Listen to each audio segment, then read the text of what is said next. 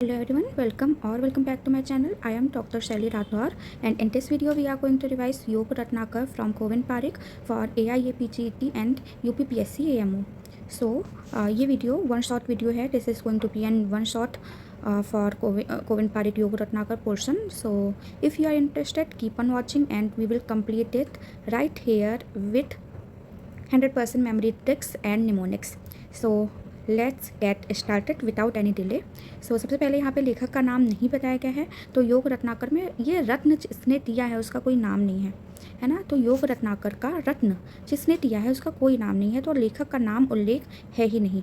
योग रत्नाकर में मोस्टली आपने देखा होगा किसी योग से क्वेश्चन आते हैं कि मान लीजिए लाक्षा गुगलू है कि उसका प्रयोग कहाँ करते हैं, है ना, या फिर वानरी कुटिका का कहाँ प्रयोग करते हैं. सो ये क्या है, ये एक्चुअली काय चिकित्सा का पोर्शन है. तो इसीलिए कहा गया है कि योग रत्नाकर में जो मूल रूप से वर्णन आया है वो काय चिकित्सा का है.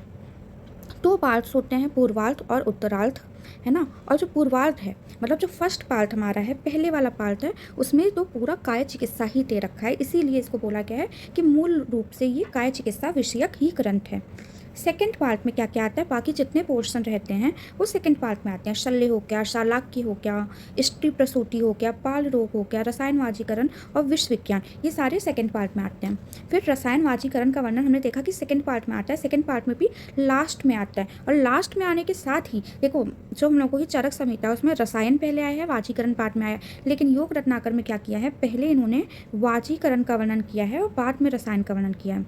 और जो वाजीकरण का वर्णन किया गया है ना, उसमें पारद का और अंत में रसायन का वर्णन किया गया है. फिर जो ग्रंथ है ना उसके अंतिम अध्यायों में, है ना, बिल्कुल लास्ट एंड में, अब जैसे देखा होगा अनुपान, है ना, किसी भी योग के साथ में अनुपान होना जरूरी है. तो यहाँ पे योग बताए गए हैं, काय चिकित्सा का वर्णन हुआ है, तो उन योगों का सेवन किस अनुपान के साथ करना है ये भी बताया जाएगा. लेकिन कब बताया जाएगा, एकदम लास्ट में. तो ग्रंथ के अंतिम अध्याय में रोगानुसार अनुपानों का विस्तार से वर्णन किया है. यहाँ पे हमने देखा था पारद का वर्णन आया है, तो पारद सेवन से होने वाले विभिन्न व्यापद, उनकी चिकित्सा, उनका कारण, ऐसा एक पूरा चैप्टर ही अलग से है. इसी के साथ में एक और अलग से चैप्टर है किसमें, क्षीर दोष निवारण के लिए. तो क्षीर दोष निवारणार्थ भी एक संपूर्ण अध्याय अलग से दे रखा है. इसके अलावा अम्ल पित्त का निदान, संप्राप्ति और चिकित्सा का एकदम डिटेल्ड एक्सप्लेनेशन यहाँ पर मिलता है. एक श्लोक आया है, अग्निमूलम बलम पुंसान रेतो मूलम च जीवितम तस्मात् सर्वयत्नेन वहिनी शुक्रता रक्षयेत. मतलब बोला है यहाँ पे कि पहली बार तो अग्नि और दूसरी बार शुक्र, इन दोनों की रक्षा करनी चाहिए. क्यों, क्योंकि जो अग्नि है वो बल का मूल है ना. बल के मूल को अग्नि कहा गया है और जीवन का मूल क्या है, शुक्र है. तो शुक्र से ही जीवन आता है, तो इसीलिए शुक्र का मूल जीवन हो गया और बल का मूल क्या हो गया हमारा, अग्नि. फिर आता है दूध के प्रश्न. जो भी पेशेंट के साथ में आ रहा है ना, पेशेंट किसी के साथ में आएगा, किसी फैमिली मेम्बर या रिलेटिव के साथ में या किसी फ्रेंड के साथ में, तो वो जो आया है साथ में उसके वो जो प्रश्न पूछता है उस प्रश्न में कितने अक्षर हैं और उसको 3/8 से मल्टीप्लाई करते हैं. किससे मल्टीप्लाई करेंगे, देखो 3 से गुना करके 8 से भाग देना, मतलब 3.8 से मल्टीप्लाई करेंगे. अगर इवन संख्या आई है तो रोगी की मृत्यु हो जाएगी, और अगर विषम आई है मतलब ऑड नंबर आया है तो उससे रोगी ठीक हो जाएगा. तो किससे मल्टीप्लाई करा, 3/8 से. इवन आया तो मर जाएंगे और ऑड आया तो बच जाएंगे. अष्टविध परीक्षा का वर्णन आया है. अभी तक का मोस्ट इंपॉर्टेंट जो टॉपिक है वो यही है कि अष्टविध परीक्षा का वर्णन यहाँ पे आता है, जिसमें 8 चीज़ें क्या क्या आती हैं. पहला तो आता है नारी, फिर उसके बाद में आता है मूत्र, मल, जिव्या, शब्द, स्पर्श, त्रिक और आकृति. आंखें कैसी हैं, स्पर्श में स्किन कैसी है, आकृति कैसी है, मोटा है, पतला है, कि कहीं स्वेलिंग दिख रही है या कुछ प्रॉब्लम है ना, तो वो देख के भी वो परीक्षा की जाती है. इसके अलावा उसकी आवाज़ कैसी है, बहुत सूखी सी आवाज़ लग रही है या आवाज़ से लग रहा है कि कफ की प्रॉब्लम हो सकती है.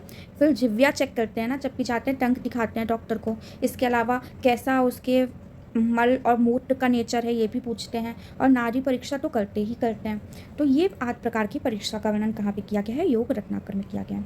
तो क्या क्या बोला, नारी, मूत्र, मल, जिव्या, शब्द, स्पर्श, त्रिक, आकृति. स्त्री जो देखो फीमेल्स हैं उनका लेफ्ट हैंड और जो मेल्स हैं उनका राइट हैंड, उसकी नाड़ी की परीक्षा की जाएगी। नाड़ी की परीक्षा 3 बार करी जाती है ना, ताकि प्रॉपर उसका वो पता चले क्या डायग्नोसिस हो रही है। तो 3 बार करेंगे, एक बार करके डिसाइड नहीं करेंगे। नाड़ी का ज्ञान कब करते हैं? प्रातःकाल, है ना, प्रभात काल में, मॉर्निंग में करते हैं। कब? 1 प्रहर तक करने का निर्देश है ना। तो मॉर्निंग के 1 प्रहर तक करने का निर्देश है नाड़ी की परीक्षा। वात की नाड़ी में कौन रहता है? ब्रह्मा, है ना। वात की नाड़ी में ब्रह्मा रहते हैं। पित्त में कौन रहता है? शंकर जी, है ना, शंकर। फिर कफ की नाड़ी में विष्णु, कफ की नाड़ी में विष्णु रहते हैं। तो कैसे याद करेंगे? वात हम लोग बात किसकी करते हैं? ब्रह्मा जी की, है ना, ब्रह्म संहिता, है ना, ऐसे करके याद कर लो कि बात हम लोग किसकी करेंगे? ब्रह्मा जी की। पिता किसकी पूजा करते हैं? शंकर जी की।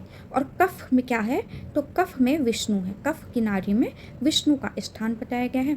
नाड़ी परीक्षण 3 बार करते हैं। मूत्र की परीक्षा हेतु तेल बिंदु परीक्षा बताया गया है। क्या क्या बोला गया है कि देखो, जब मूत्र परीक्षा करते हैं ना, तो रात के अंतिम प्रहर में जब 4 खरी शेष रहती है तो मूत्र का संग्रह करके रख देते हैं, और दूसरे दिन जब मॉर्निंग होती है, सूर्योदय होता है, तब उसका परीक्षण करते हैं। तो कब ग्रहण कब करते हैं, मतलब संग्रहण कब करते हैं? तो रात के अंतिम प्रहर में जब 4 खरी शेष रह जाए तब। और उसका चेक कब करते हैं? उसका परीक्षण कब करेंगे? तो सूर्योदय होने पर। मूत्र में तेल की पिंटू डालने पर अगर वहाँ तेल फैल जाए तो साध्य है। फैल रहा है मतलब कोई चीज़ कब फैलेगी? जब ठीक हो सकती होगी तभी तो फैलेगी। और नहीं फैलेगी, मान लो एक ही जगह रुक गई, तो मतलब उसको बहुत, अब जैसे तुम अपने हाथ का वो ले लो, तुम्हारे हाथ में मान लो दर्द है ना, पेन है। अब तुम हाथ को फैला पा रहे हो तो मतलब कि ये पेन तुम्हारा ठीक हो जाएगा। अगर तुम फैला नहीं पा रहे हो, मतलब कि तुम्हें कष्ट हो रहा होगा तभी नहीं फैला पा रहे हो, तो कष्ट साध्य होता है अगर वो नहीं फैले तो। और तेल बिंदु अगर मूत्र में डूब जाए, और कोई डूब ही जाएगा तो मल जाएगा तो मतलब कि असाध्य हो गया। अब फिर से हम लोग इस पेज को क्विकली एक बार ओवरव्यू करेंगे। नाम उल्लेख नहीं मिलता है लेखक का। मूल रूप से काय चिकित्सा का वर्णन है। 2 पार्ट में किया गया है, पूर्वार्ध उत्तरार्ध। पूर्वार्ध में काय चिकित्सा का, उत्तरार्ध में बाकी चीज़ों का वर्णन है। रसायन वाजीकरण का वर्णन अंत में किया गया है, उसमें भी पहले वाजीकरण का वर्णन है, उसमें रस का वर्णन भी किया गया है, और लास्ट में हमारा रसायन का वर्णन है। अंतिम अध्याय में अनुपानों का वर्णन किया गया है। पारस सेवन में होने वाले विभिन्न व्याप्तों की चिकित्सा हेतु पूरा अध्याय अलग से बताया गया है। क्षीर दोष निवारण के लिए भी एक अलग से चैप्टर बताया गया है। अम्ल पित्त के निदान, संप्राप्ति और चिकित्सा का वर्णन किया गया है। इसके अलावा शारीरिक बल का मूल अग्नि को और जीवन का मूल शुक्र को बताया गया है, इसीलिए अग्नि और शुक्र दोनों की ही रक्षा करने को बोला गया है। दूध के प्रश्न के अक्षरों को 3/8 से मल्टीप्लाई करेंगे। अगर इवन आता है तो वो रोगी की मृत्यु हो जाएगी, अगर ऑड आता है तो रोगी ठीक हो जाएगा। अष्टविध परीक्षा का वर्णन किया गया है। नारी, मूत्र, मल, जिह्वा, शब्द, स्पर्श और दृक आकृति। स्त्री के वाम हस्त की और पुरुष में दक्षिण हस्त की नाड़ी का परीक्षण करते हैं। नाड़ी का ज्ञान प्रभात काल में 1 प्रहर तक करने का निर्देश है। वात में ब्रह्मा की, पित्त में शंकर और कफ में विष्णु का स्थान बताया गया है। नाड़ी परीक्षण 3 बार करने को बोला गया है। इसके अलावा तेल बिंदु परीक्षण बताया गया है मूत्र का। इसके लिए रात में जब अंतिम प्रहर में 4 खरी शेष रहती हैं तब उसको संग्रह करना चाहिए, और उसके बाद में सूर्योदय होने पर उसकी परीक्षा करनी चाहिए। अगर तेल में वो क्या हो रही है, फैल जा रही है, तो मतलब साध्य रोग है। नहीं फैल रही है तो कष्ट साध्य है। और तेल बिंदु में के मूत्र में तेल बिंदु अगर मूत्र में डूब जाए तो वो असाध्य होता है।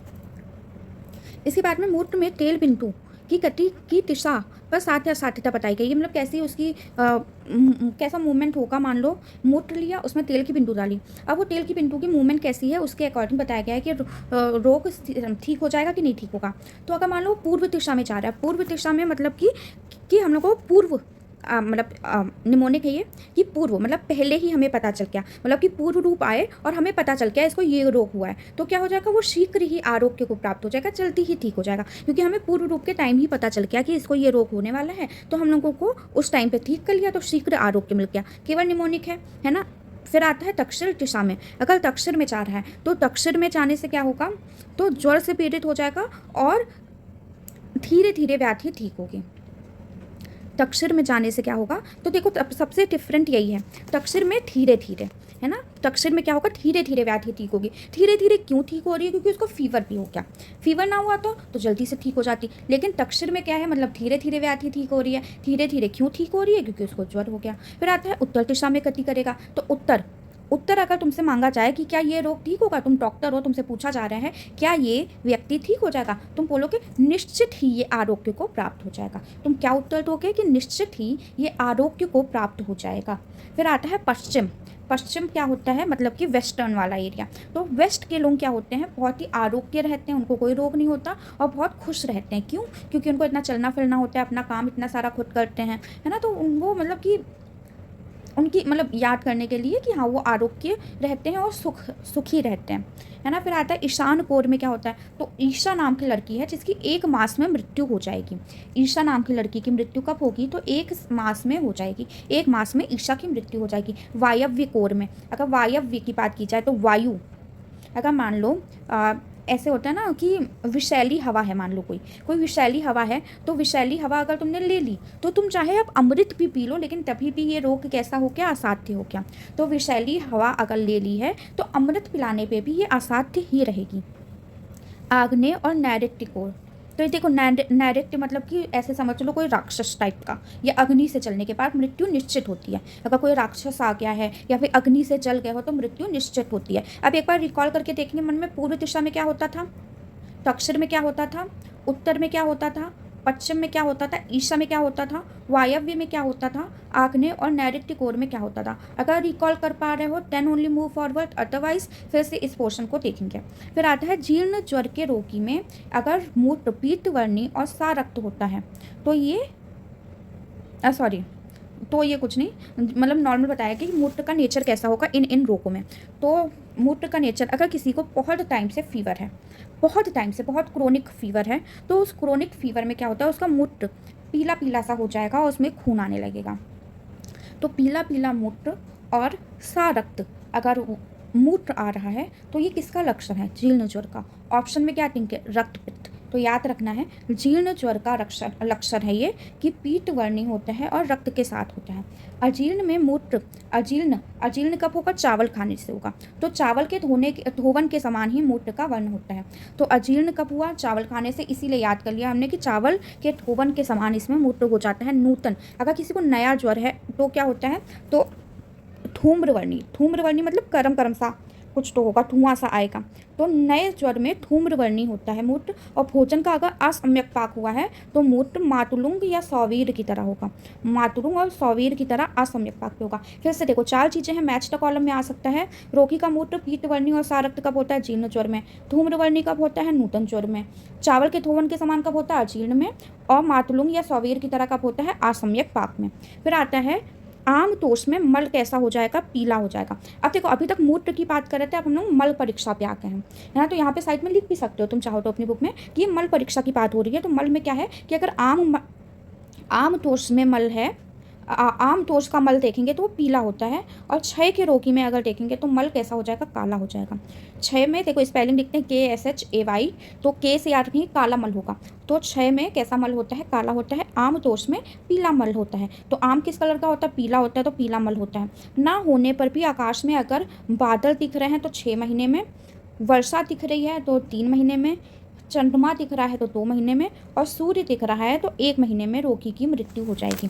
कब कब होगी, देखो आकाश में अभ्रदर्शी में 6 महीने, वर्षा 3 महीने रहती है तो 3 मास में, वैसे मतलब 3 महीने रहती तो नहीं है लेकिन याद करने के लिए मान के चलो, है ना। तो वर्षा दर्शी में 3 महीने, चंद्रमा में देखो 2 मास में, और सूर्यदर्शी में 1 मास में मृत्यु होती है। तो ये भी मैच द कॉलम में आ सकता है। आकाश में अभ्र दिखे तो 6 महीने में, वर्षा दिखी 3 महीने में, चंद्रमा दिखा 2 महीने में, सूर्य दिखा तो 1 महीने में मृत्यु होती है। अरुंधति, ध्रुव, विष्णु, त्रिपद और मातृमंडल, ये चारों चीज़ें कद आयु व्यक्ति को नहीं दिखती, लेकिन ये चारों चीज़ें होती क्या हैं, तो अरुंधति जो है जिह्वा पे होती है, ध्रुव का जो है स्थान नासा के अग्रभाग में होता है, विष्णु भ्रू के मध्य में होता है, और मातृमंडल दोनों भ्रू में होता है ना। तो ये अगर नहीं दिख रहा है मतलब ये कट वायु को प्राप्त होने वाला है या हो चुका है।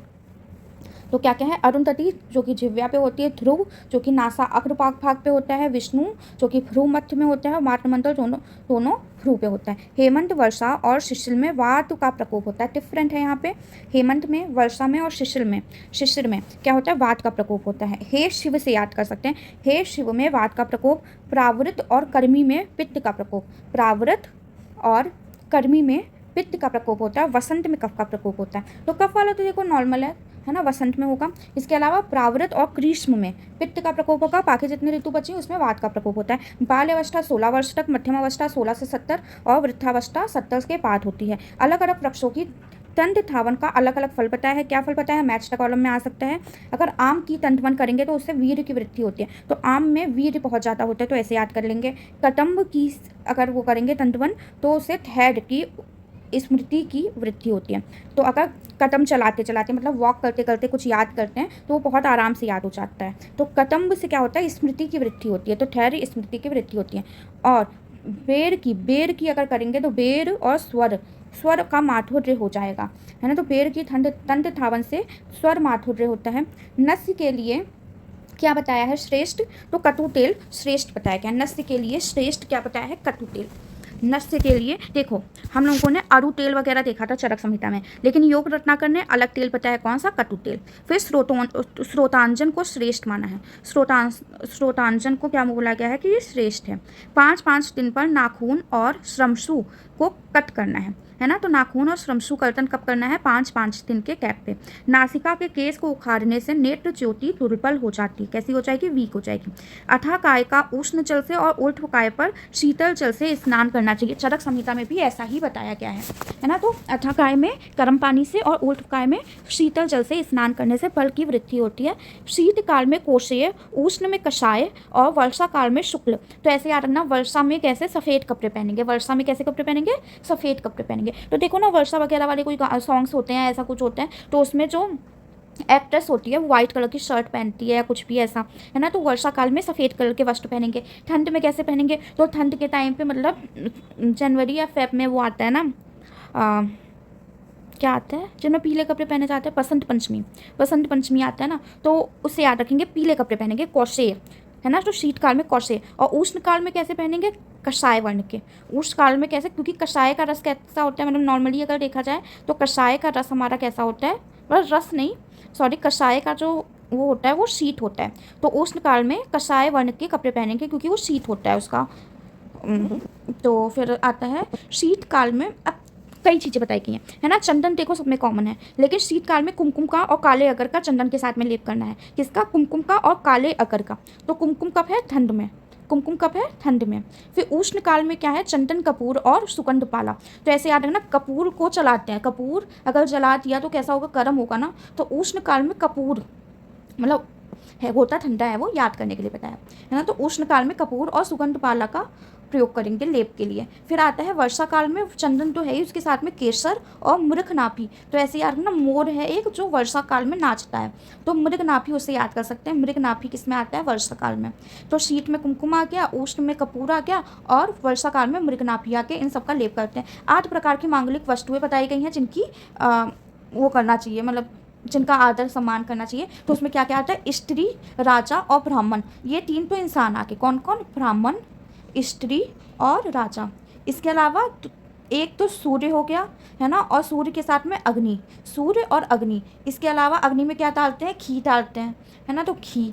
फिर आता है सोने, सोने की सब वैल्यू करते हैं, तो सोना हो गया। गाय, गाय हमें दूध देती है, गाय माँ होती है, तो उसे याद कर सकते हैं गौ। और इसके साथ में कुछ नहीं है ना, खत्म हो गया। तो क्या क्या है? ब्राह्मण, स्त्री, राजा, ये 3 वो हो गए, एक जानवर हो गया गौ। इसके अलावा अग्नि हो गई, सूर्य हो गया, अग्नि में हम लोग क्या डालते हैं? घी डालते हैं। और सोने का तो सब लोग केयर करते हैं, सोने की।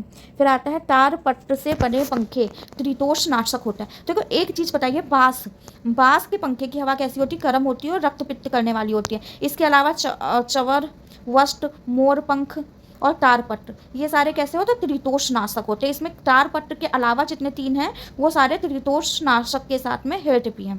तो 3 चीज़ें बताई गई हैं। पहली है बाँस की हवा कैसी होती है? गर्म होती है और रक्तपित्त प्रकोपक होती है। तारपत्र से बने पंखे की हवा त्रिदोष नाशक होती है। चवर, वस्ट और मोर पंख की हवा भी त्रिदोष नाशक होती है, लेकिन हेल्थ भी होती है। हेमंत शिशिर में इच्छा अनुसार, वसंत शरद में 3-3 दिन पर, वर्षा और ग्रीष्म में 15-15 दिन पर सहवास करने का निर्देश है। कैसे याद करेंगे? देखो हेमंत शिशिर ठंडा मौसम है तो इच्छा अनुसार करेंगे। वसंत और शरद ये दोनों नॉर्मल हैं, तो यहाँ पे 3-3 दिन पे करेंगे, है ना। इसके अलावा वर्षा और ग्रीष्म, वर्षा में चिपचिपी गर्मी होती है, गर्मी में गर्मी होती है, तो 15-15 दिन पे करने को बोला है। शीतकाल में रात्रि में, ग्रीष्म काल में दिन में, वसंत में दिन या रात्रि में, और वर्षा काल में मेघ खलचन होने पर सहवास करना चाहिए। तो शीत में ठंड वाला मौसम है तो रात में ज़्यादा ठंड होती है, तो रात्रि में। गर्मी में क्या होता है?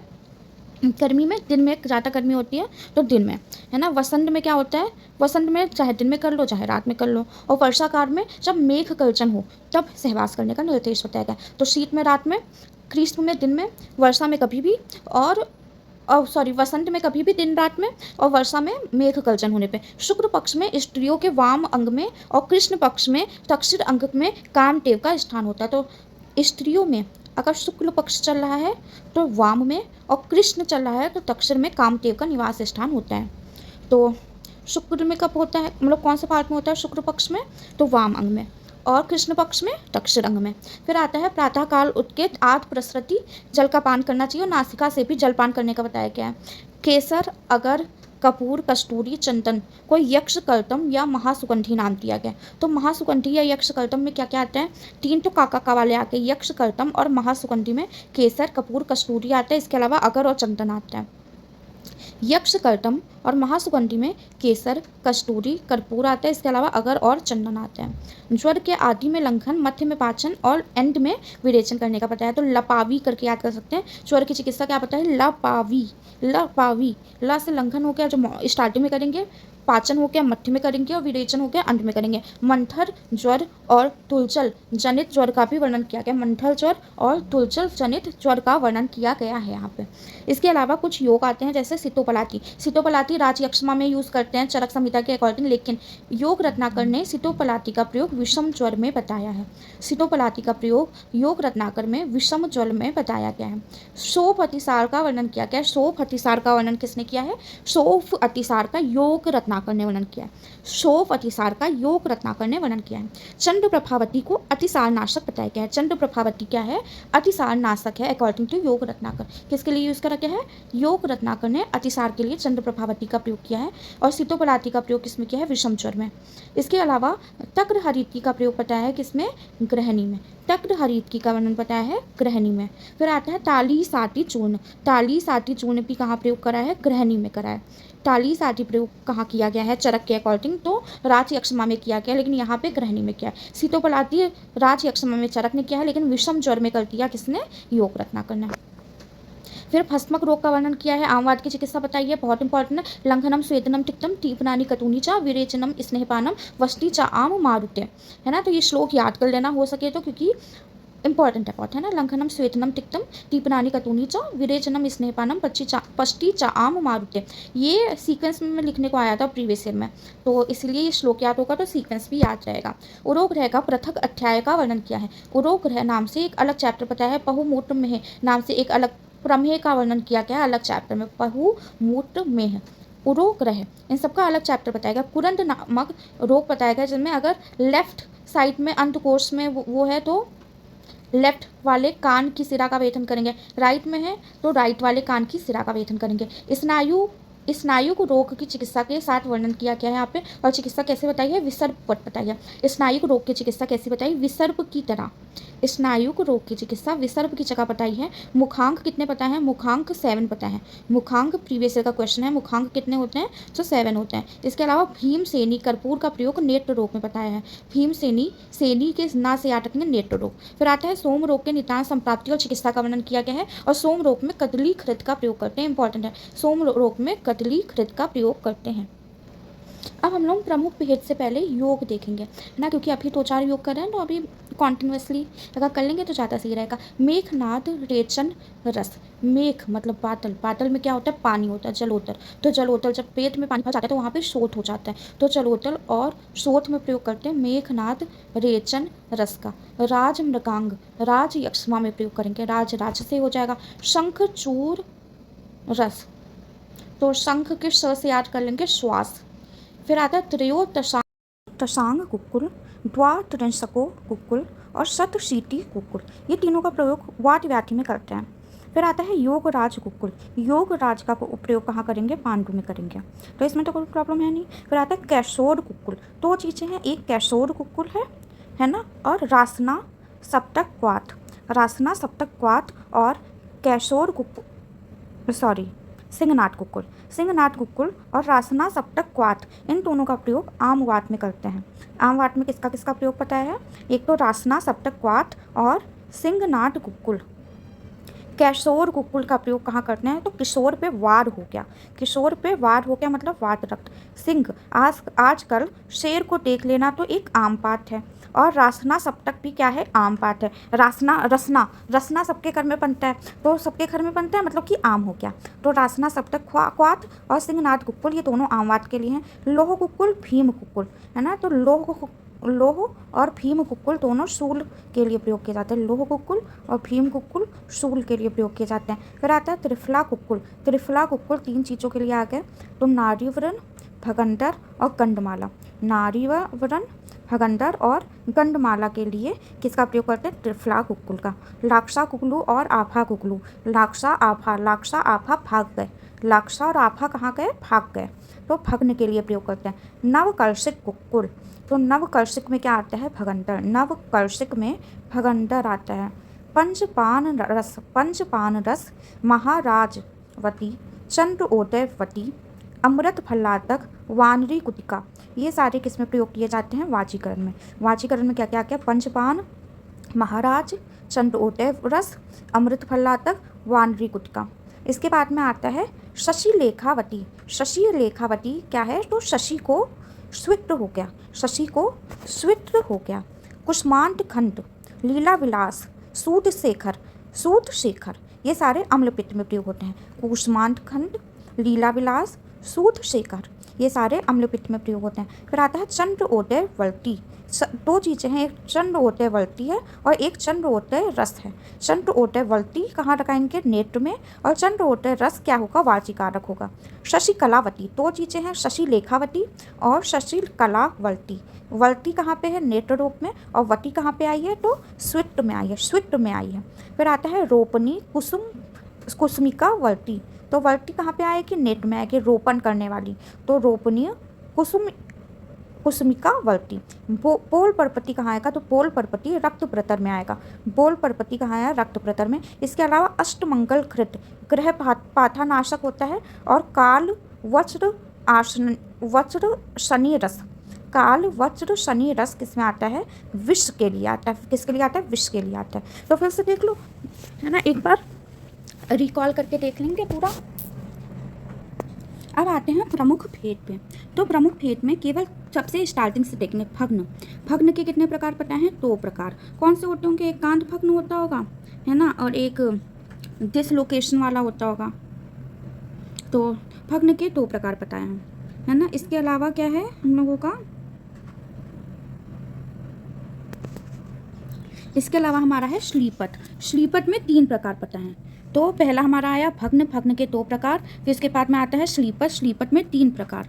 फिर इसके बाद में आता है ग्रहणी, अग्निमांद, अपस्मार और ब्रतर। ग्रहणी 4 प्रकार होते हैं ग्रहणी के। अग्निमांत के भी 4 प्रकार होते हैं।